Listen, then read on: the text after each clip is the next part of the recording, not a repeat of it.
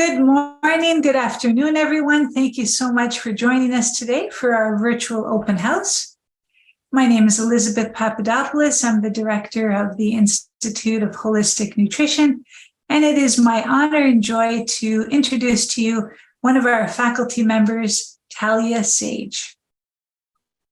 Tahlia is the founder and natural therapist at Tahlia Sage Wellness, a health and wellness consulting practice that brings clients health back in balance naturally through natural health modalities, personalized assessments, and immersive therapeutic experiences. Tahlia has a naturopathic medicine doctor's degree from the Alternative Health College of Canada. She has a nutritional science degree from the University of British Columbia and is also a graduate of the Institute of Holistic Nutrition at the Vancouver campus. And Tahlia is currently pursuing her clinical herbalist diploma from Wild Rose Herbal College. Tahlia is committed to providing her clients and her students with a deep understanding of the complex relationship between nutrition and chronic disease. Tahlia wants everyone to understand that the body's innate intelligence that is directing us every single day and always wants us to be in optimal health. Tahlia teaches nutrition through the lifespan, symptomatology part 1 and part 2 at the Vancouver campus and also in IHN's online program. Let's welcome Tahlia. Thank you, Elizabeth, for the introduction. I'm very excited to share with you some secrets to unlock your best fertility potential today. My clinical focus is on bringing your endocrine system back in health, which we'll get into detail today because the endocrine system involves all sorts of hormones, not only your reproductive hormones, but also your metabolic hormones as well.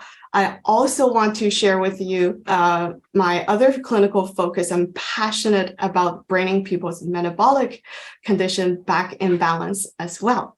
So why do we care about fertility issues?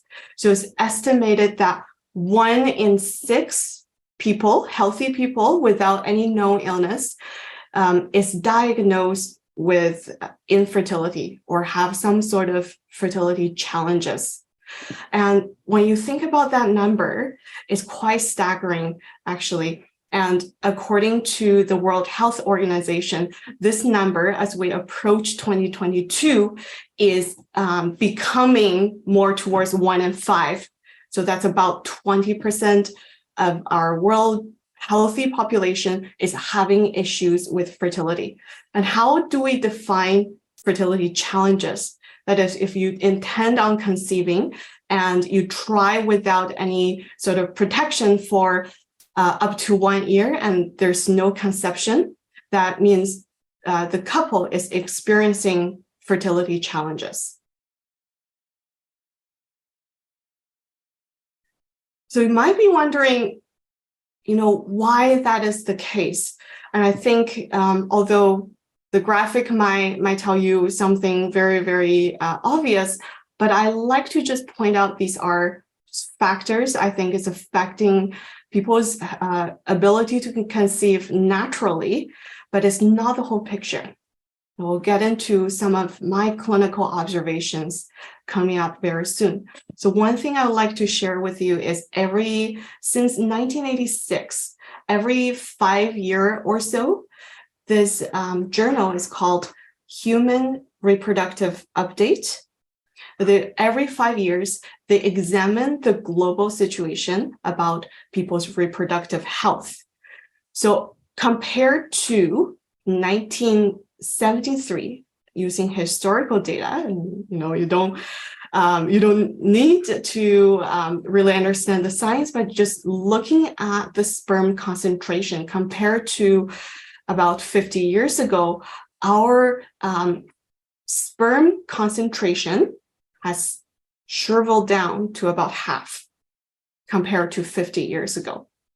And that's a very, very staggering number.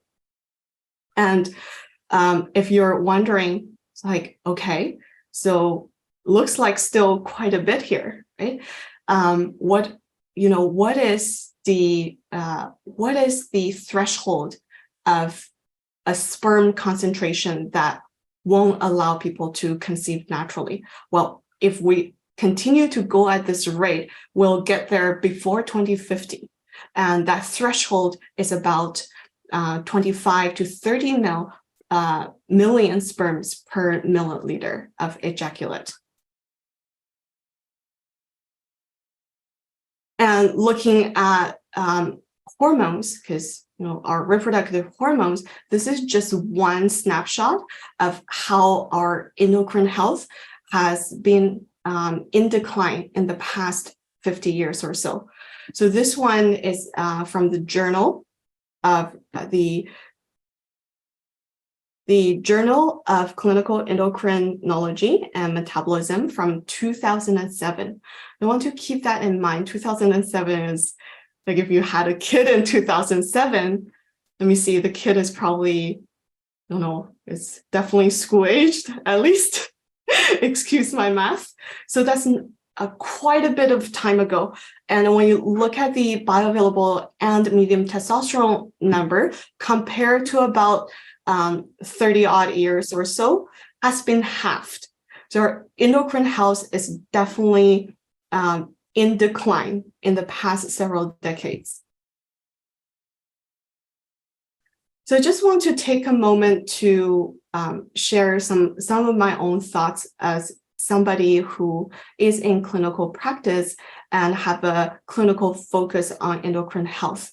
So I believe, although I share some data with you, but I truly believe that when you think about fertility and reproduction, I want you to think about that in terms of just like another vital sign.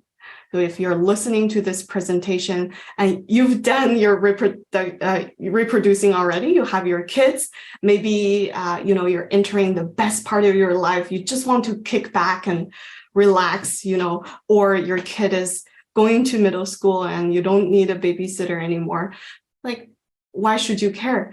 The reason why I think everyone should take into their hormone health, metabolic health, and just your overall stamina into consideration is that I believe as a clinical practitioner that your reproductive health is an extension of your vitality and the core of your well-being.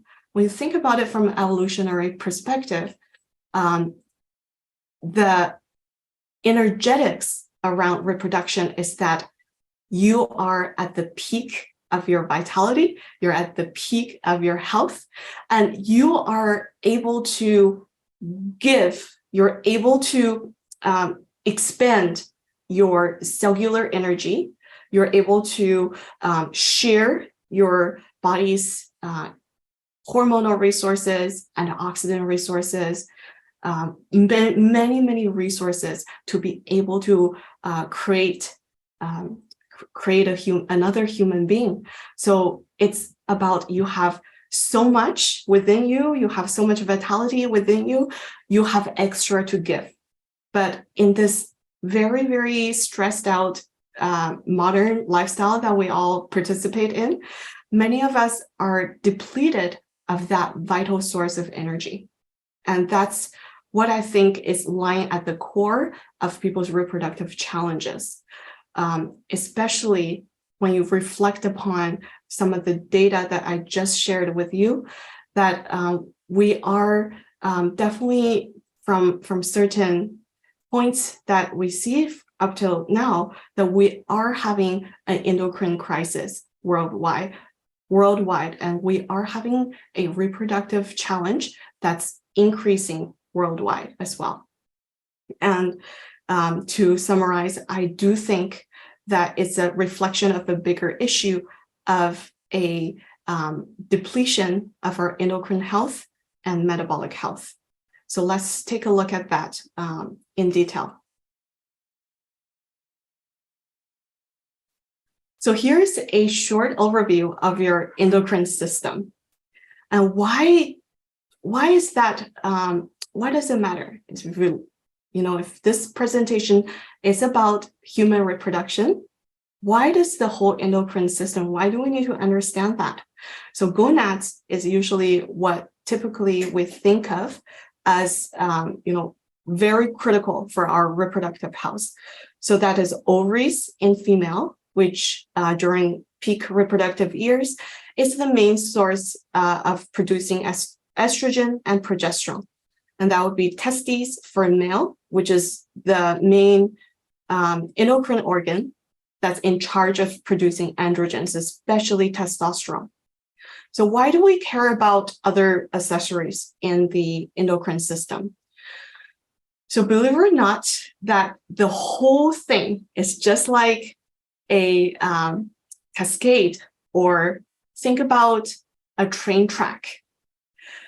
So from the pituitary gland in the brain, it releases chemical signals, which are known as hormones, that is talking to every part. So from here, it's talking to every single part of your endocrine system. So the ones that are plays major role in reproductive health is thyroid gland, the pancreas, which governs our metabolism, adrenals sits right above your kidneys, and the gonads. So any issue in any part of these train track, think about everything's on a train track.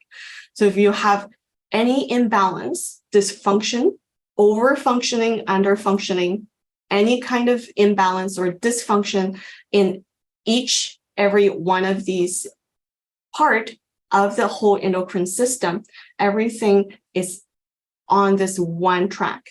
So if you have any imbalance, it's going to make the other endocrine organs work that much harder, and all of the chemical signaling, which our endocrine organs talk to one another, is going to mixed up if we have dysfunction and imbalance in every one of these parts of our body.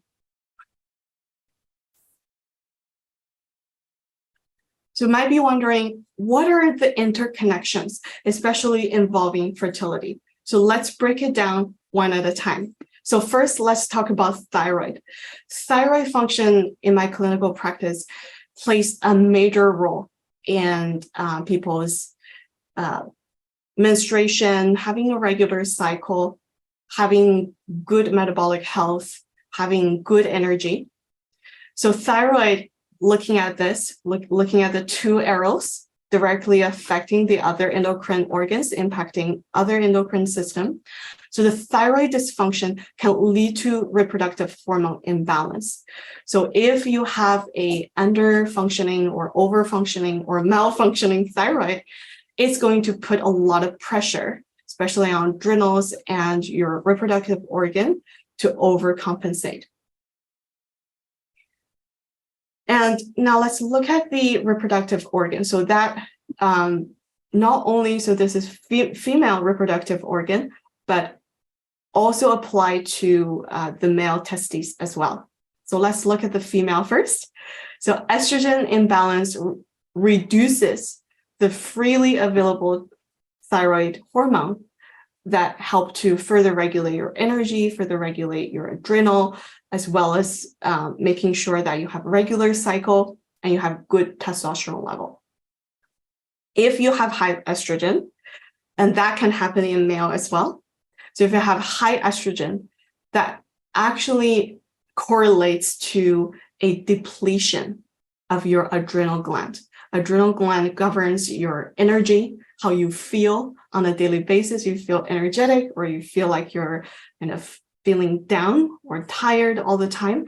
So if you have excess estrogen, that's going to deplete your energy resources. It's going to deplete kind of like the battery that creates your day-to-day energy. And then let's look at the adrenals. This is kind of your energy battery of the body.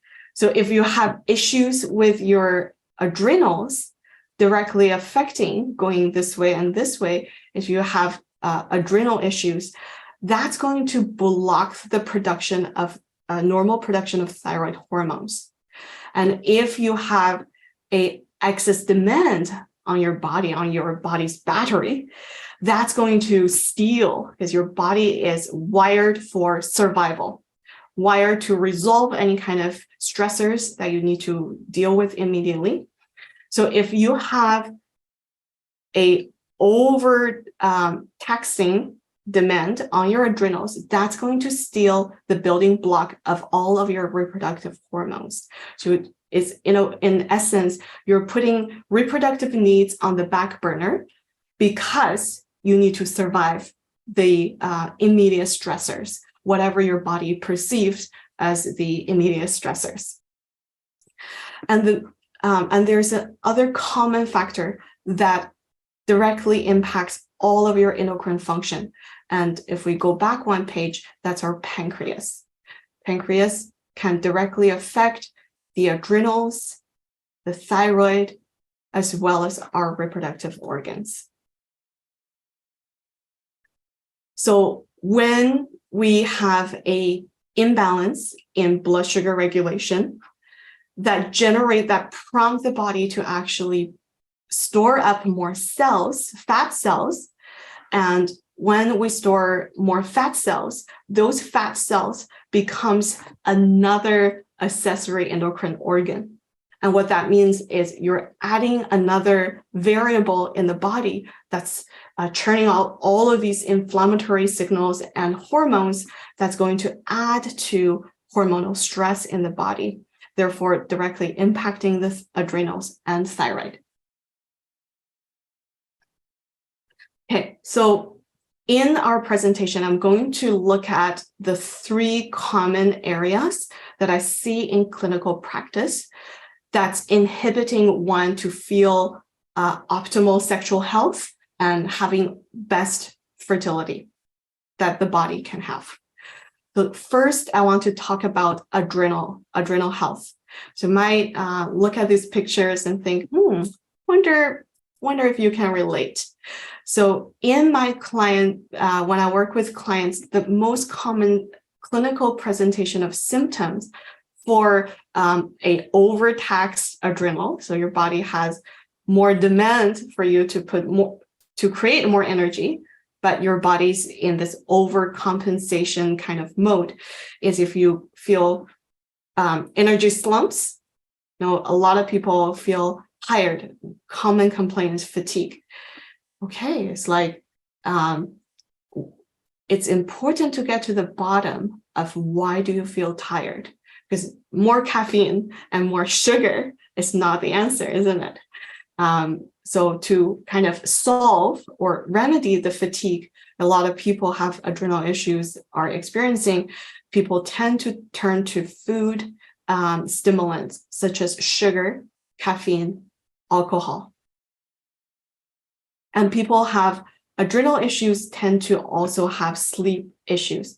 That could mean that you don't get deep enough of sleep, you wake up throughout the night, or you don't feel refreshed in the morning. That means there's improvement to be made about the sleep quality, or for some individual that present as having difficulty falling asleep or insomnia. Allergies or any kind of immune issues. So that means either people don't get sick at all, they just kind of feeling a little bit crappy, but never really get sick, or they get sick all the time, having low immunity, gut complaints, and mood issues. You just don't feel quite yourself. You feel drained, maybe you feel like you have to put your brave face on. So in my practice, I like to take a personalized approach in terms of assessing people where they are in terms of their adrenal health, because this person versus the other person, they could all experience these symptoms, but what does it mean in terms of endocrinely, how they are doing in terms of their adrenal health? So this is where I would like to see you to be in, which is homeostasis. You have normal levels of stress and you're coping with it quite well. You feel refreshed in the morning and you can get a good sleep at night. And the next phase is with the presence of acute stressors. So that means the body goes into this alarm state where your body overcompensates and overactivates the endocrine system and the nervous system. That means your reproductive function take a back seat. Maybe you're going to ovulate this month and the body thinks, nah, I don't think so. You're not ovulating this month. You're not ovulating until I feel that this stressor has been resolved. And usually people in this state is kind of tired and wired, having a lot of difficulty feeling relaxed, and they may have insomnia. And if this acute stressor, and unfortunately, I see a lot of people that kind of get adapted to an elevated level of demand in their life, and they seem to just adapt to always high demand in their life. So then the body enters this state, the endocrine system, nervous system enter this state called resistance. So this is your body's best attempt at giving up many resources, especially reproductive resources. For example, your hormones. It is going to give up hormonal balance. It's going to give up antioxidant. It's going to give up nutrient reserve. So this is your body's best attempt at adapting to this chronic demand on your nervous system and endocrine system. And over time, what happens is if your body is always making withdrawals without recuperating the loss, the body, typically people ask me, how long does it really take? In my opinion, it really depending on what's your starting point. Right? Do you have good endocrine resources and nervous system resources, cellular resources to start with? It typically takes months to years, and sometimes for people over a decade to enter the stage of endocrine decline or adrenal decline. And this is where I see oftentimes in my comprehensive assessment for individuals that you see people you typically think is at the peak of their reproductive abilities in their late 20s, as early as individuals in their early 20s to people in their mid 30s. You think about them as young people, right? They should be like at the peak of their ability to reproduce and have a lot of vitality. But I've seen individuals that's in the peak of their life having the hormonal profile of a postmenopausal female or like an 80-year-old man, which is really, really sad. When we think about a few slides earlier, and that is also because we have adjusted our normal labs for bioavailable testosterone and free testosterone. When you go to Life Labs and get those numbers done, and you see a reference range behind it, and those numbers are what's called normal distribution range. So that's what's normal and typical for a population.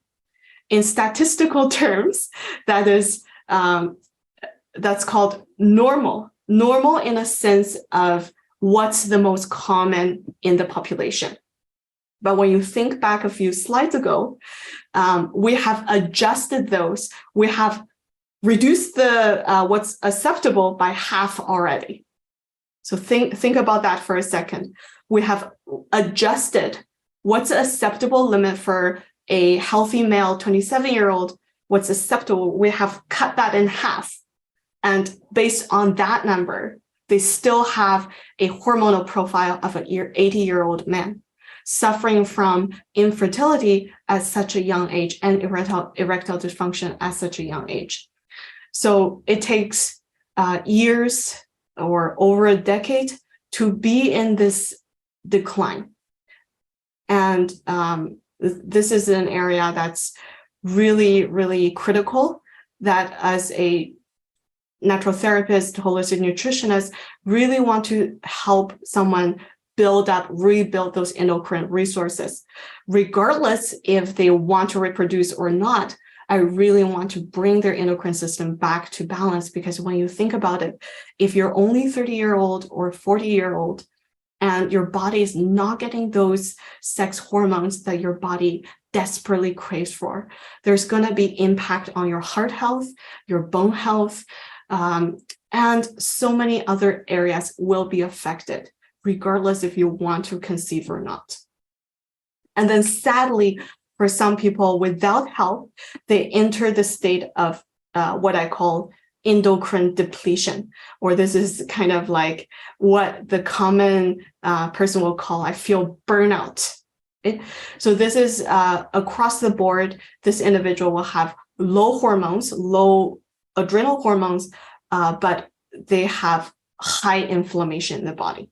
When the body have a low hormone, they tend to have high inflammation. That's when a lot of autoimmunity, like arthritis or other autoimmune, such as thyroid autoimmune, beginning to rear its head around this time.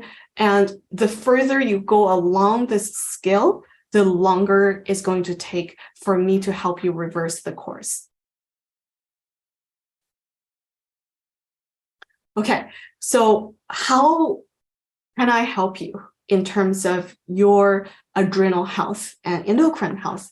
If you look at the line, the graph, the solid line that we saw before, it's the progression without any kind of adrenal support, adrenal help. But imagine if you become aware of this issue and you're beginning to implement adrenal support. So adrenal support, what that looks like, I'll go into a bit more detail in the next slide, but imagine the course of your health is going to change dramatically. The adrenal support, it's not going to replace really resolving that stress and changing your lifestyle, but with the implementation of adrenal support, your body is going to take a much softer crash when it comes to adrenal depletion. But my hope is with my help, with the adrenal support, and with proper adjustment of lifestyle habits, that we can actually reverse the course. Why don't we go from, like, say that somebody is right here. This is most commonly that I see is people that's been in chronic stress or showing early signs of hormonal drop or depletion, decline, that we reverse course back to homeostasis. And this is where optimal fertility lies. And let's look at some of the tools that can help provide you to improve your adrenal health and therefore your reproductive health.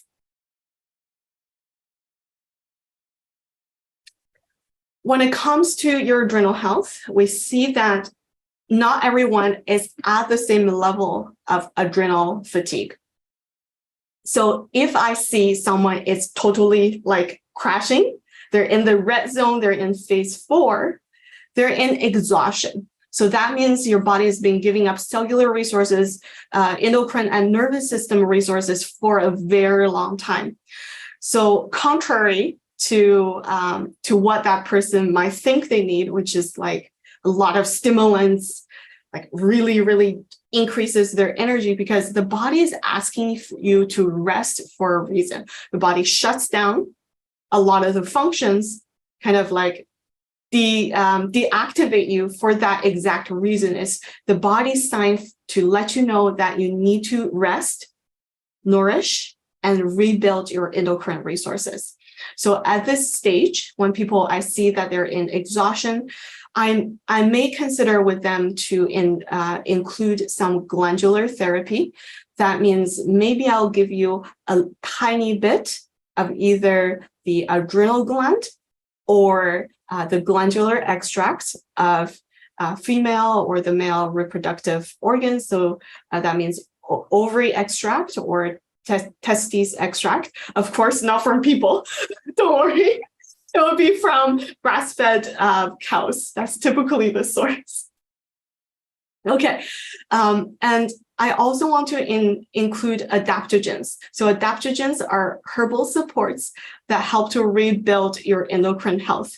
So those ones typically I use for someone in the exhaustion state are reishi, ashwagandha, astragalus, and maca. Okay, and if you see yourself in the decline, right? I see a lot of people in that decline state. They've been resisting so long. They've been overcompensating for so long. Their hormones, reproductive hormone, is taking a dip. And this is where I think balance is key. And because their body is in decline, I still put the nourishment as part of the therapeutic goal together as well.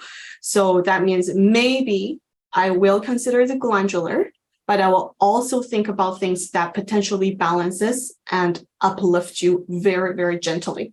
This is where a personalized approach needs to happen in terms of how much stimulant that individual is able to handle. And based on your presentation, I may match you with something that's less stimulating rather than more stimulating. So things such as holy basil may be very helpful for you in this stage. Things that I commonly use to balance in this stage also includes Siberian ginseng. Okay, so what if you're in that yellow zone, that your body is just upregulating all the resources, overcompensating and resisting, giving your body the best chance to adapt to the chronic stress. So in this state, like you see my hand here, really want to support you and uplift you. So keep in mind that this is not a long-term solution. The key for you is, instead of being in this kind of over activation mode, I want you to be able to adjust your lifestyle and stress level to be able to calm down the nervous system, adrenal system naturally. So this is where I want to provide a lot of support, a lot of balancing adaptogens, including ashwagandha is great. Maybe some rhodiola. This is where I may consider rhodiola. And I could also consider adding different types of ginseng. For example, in Chinese medicine, there's different kinds of ginseng that can be a little bit less mild than a total stimulant, such as a Panax ginseng. So we'll have a look at your abilities to work with these herbs. Maybe Panax ginseng, maybe Siberian ginseng, maybe American ginseng. We'll take a look, which is more suitable for you in this stage. And last one is when you're in that alarm state. So some stressor, some traumatic event that just happened that puts a lot of demand on your body. So this is where I like to provide things that soothe and calm the nervous system. Milky oat seed is a great soother for the nerves, and also calming nerves such as lemon balm can be used in this stage. Okay, so moving on to the next major area of our endocrine system, which is thyroid. So important to regulate your estrogen, and estrogen have also a direct impact on the thyroid hormones. Also, thyroid hormone health is also very important for testosterone health, as well, as we talked about earlier. So when you think about thyroid hormone, it actually is not just one hormone. There are actually several different kinds of hormones. One is the kind that goes from the brain to the thyroid locally. And locally, the thyroid produces this hormone called T4. And it has nothing to do with your tax return. This is a T4 that's produced by the thyroid. And T4 is the main localized thyroid hormone, but it does no good unless it gets converted to the active T3, which is the cellularly bioavailable thyroid hormone. That means to go, means to activate, to go, to feel alive. But on the other hand, if you look at over here on the reverse side, reverse T3, which is literally the mirror image of the go button, is the brake button of the body. If you have a lot of the reverse T3, your body is actually going to put the breakers on, like, okay, reproduction, take a back seat because we're having trouble regulating our homeostasis here. So let's take a look at some of these factors, very important for regulating thyroid function. So to take a look at these inhibitory factors for cellular thyroid hormone activation, which is if you turn a lot of the T3 to RT3, see if that applies to you. Stress, and that means emotional stress, mental stress, physical stress. Same thing goes with trauma. When you see stress and trauma, it's applicable for mental, emotional, and physical. And if people chronically depriving themselves of calories, they really restrict their calories. Inflammation. So if you have any kind of inflammatory issues, such as joint issues, gut issues, toxin buildup that includes heavy metals, pesticides, etc. Dysfunctioning of the detoxification systems, such as your liver and kidneys, gut issues, and certain medications that people take on a regular basis, such as when people taking thyroid hormones. This is kind of counterintuitive. When you take a lot of synthetic thyroid hormones, you actually favors the reverse T3 pathway. So by adding a lot of the synthetic hormones in the body, are increasing the reverse T3, making the body harder to self-regulate. You take blood pressure medications, diabetic medications, anti-seizure medications.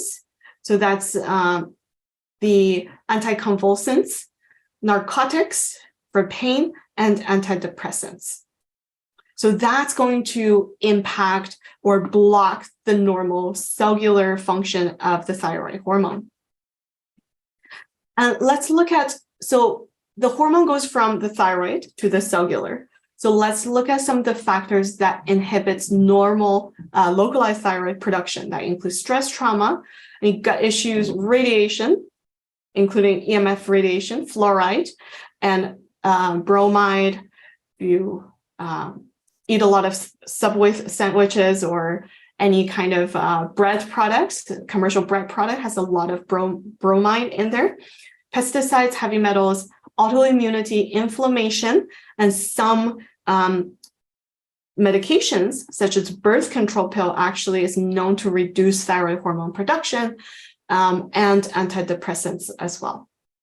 So to make sure your thyroid functions in its tip-top shape, a lot of micronutrients needs to be in the body, such as you need to have good iron level, iodine level, tyrosine level, which just means you need to be able to get lots of quality protein in the diet, zinc, selenium, vitamin E, B2, B3, B6, vitamin C, and vitamin D.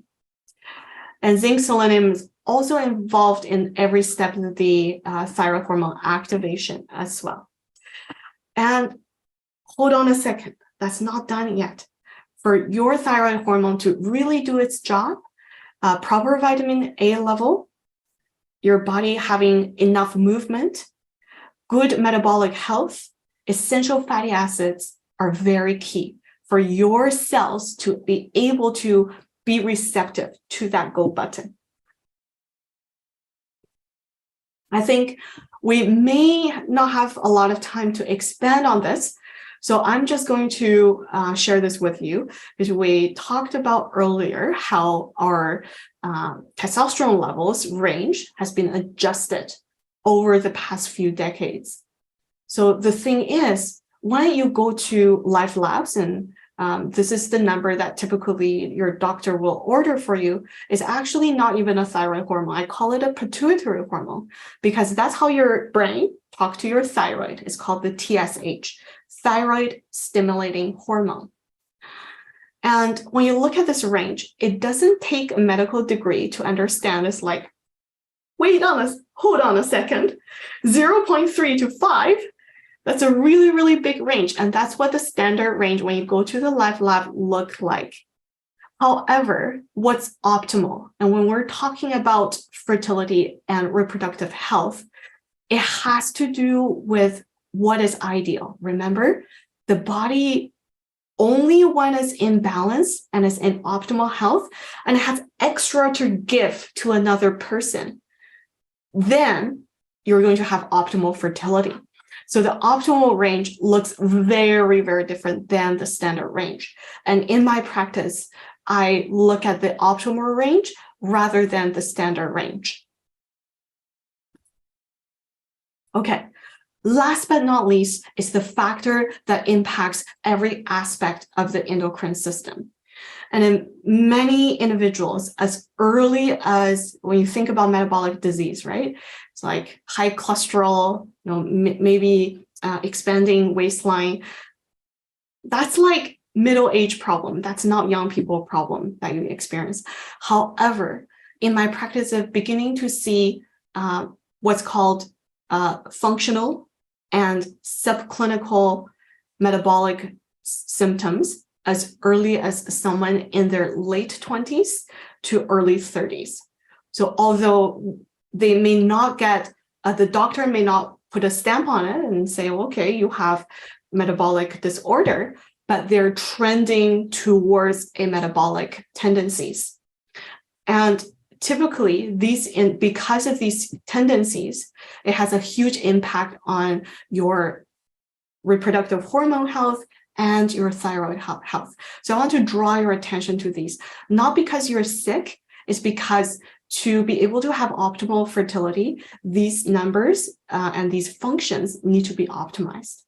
So rather than think about a definitive line, I want you to think about as nutrition through the lifespan, it's about progression. So are you trending towards that direction? So that includes expanding waistlines, increasing body fat percentage, will expand on what increasing blood sugar level mean, increasing blood pressure, and may also see an increasing of the lipids, triglycerides, and HDL in the blood.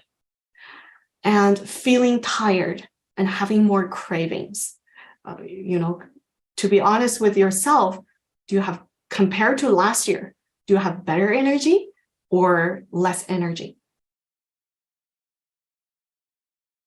Okay, so last but not least, I want to finish up this presentation with some shares about like how to understand your body's metabolism better, because I don't think this is common knowledge. And I want to share this with you so you can pay attention to your metabolic trends. So these are some clinical data that I've observed in my clients, in my client base. So a typical, think about this, is like you eat dinner, right? After dinner, and then maybe you enjoy some time with your family, do something to relax, and then the next morning. So think about this in this kind of time frame. So we look at normal response is the green line, so right here. So after dinner, you have whatever your favorite food is like, you have your dinner. Typically, the average blood sugar is around 5. If I measure you at any point, your blood sugar should be around 5, maybe optimally in the high 4s. Okay, but let's just say 5 for average. And no matter what you eat, they did this study on this. If you have good blood sugar control, good blood sugar balance, no matter how much you eat or what you eat, your post-meal blood sugar spike will never, ever go beyond 8. So you have a spike, but your body is very efficient at putting those sugar away. So if you follow the green line with me here, so within 3 hours after you eat, your blood sugar is going to be normal, and it's going to stay normal throughout the night and until you have breakfast the next day. However, if you're starting to show signs of insulin resistance, which is a trend towards your body's ability to having issues regulating blood sugar levels. So what that looks like is you're going to have a spike, like it go between 8 to 11. So that's the medical definition of you having insulin resistance, is your post-meal blood sugar spike go between the range of 8 to 11. So anytime after you eat, that few hours after, it's going to spike. And typically that corresponds with two types of symptoms that I see in clients. Is they may feel like, I need to take a nap, or they feel more cravings for like maybe a dessert or ice cream. It's counterintuitive. Blood sugar goes high, they may have more cravings, followed by a crash. So this is where you feel really tired, and this is when you really tax your adrenals, because those spikes and dips is going to impact the adrenals and impact your thyroid and take away from your fertility. And then it spikes down and it dips to like low 4s sometimes, and people's beginning to feel dizzy, feels cranky, feels tired. But then gradually, because your adrenals sacrifice for you, and then, okay. But as that pattern continues without lifestyle adjustment, dietary adjustment, that insulin resistance can progress into the state where the body's blood sugar stays high and takes a long time to taper down. And so far, the green, blue, and yellow line, when you go to Life Labs and do a fasting glucose, you're going to have a number that's going to be in the normal range. And your HN1C may be trending up, which is your average blood sugar, may be trending up, but you're still going to be falling to the normal range. And that's going to take years to decades to break your metabolism. And the red one is typically what I see in advanced diabetes, is when people have insulin depletion, where the body loses the ability to regulate and their blood sugar stays very, very, very high. And then they may even have a random spike in the morning, along with the cortisol when you rise in the morning. Okay, so this graph is to draw your attention to, because the green, the yellow, the blue all looks normal on lab work, but where are you in terms of in terms of your blood sugar health plays a huge role in your energy level, in your endocrine health, and in your reproductive health. All right, so thank you so much for your time. I apologize, I think it went a little bit over time. Please stay in touch if you have any questions. If you scan the QR code, you get a free discovery session with me to talk about your endocrine health. And we can also stay in touch via email and on my website. Thank you so much for your time. Thank you so much, Tahlia, for that wonderful presentation. And we'll take some questions from the audience right now. It's my pleasure. Yeah, that would be wonderful. Thank you for having me. Okay, does anyone have any questions for Tahlia? Tahlia teaches nutrition through the lifespan, where quite a bit of this information is covered. And she also teaches symptomatology part 1 and part 2. So Tahlia, do you want to tell us a little bit about what you enjoy in the lifespan course? And yes, so what inspires you? Yeah, so what inspires me is about the lifespan perspective. So throughout the years I've been teaching this class, I think allopathic medicine like to just look at a person. It's like, oh, you have this condition and there's a pill that we fix it. Or these are the things that we'll do to fix it. But the lifespan perspective really, really empowering, that you really see how the disease from infancy like even as early as infancy, factors that could impact and lead to the progression of the disease from a lifespan perspective. And you really see the power in looking at an individual from a lifespan perspective, because that 1 degree of course correction is going to add years, potentially decades, to people's ability to feel vibrant and healthy. It's really empowering mindset. Oh, that's fantastic. And we do have a question from Marianne. How does one with PCOS heal with the endocrine system? I love that question. So I deal with PCOS quite a bit. And to be honest, it depends whether someone coming to me, 17-year-old with PCOS versus someone that's 35-year-old with PCOS, very different concerns. So to address your question, the main philosophy is to looking at all of these factors, looking at your adrenal health, looking at your hormonal health. And as you know, probably know if you read into alternative medicine resources, that PCOS has a huge, now we understand it's not just as a reproductive, it's not a reproductive hormonal imbalance, it's actually a metabolic. There's a huge aspect of metabolic imbalance in there. So one of the first things I do is actually looking at the person's glycemic response.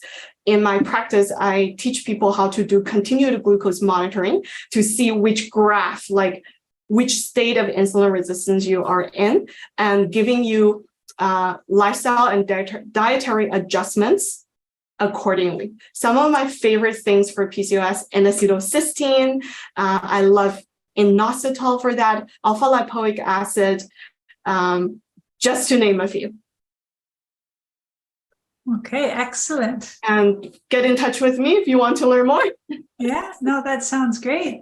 Okay, perfect. So we will definitely be in touch, Tahlia, for Tahlia teaches Symptomatology 1 and 2 and Lifespan, which run in our first and second semesters in our program. And if you'd like to connect with Tahlia directly, you can absolutely do so. And thank you so much for that wonderful presentation, Tahlia. Lots to consider and some great applications as well. Thank you so much. Thank you so much for having me. Thank you, Tahlia.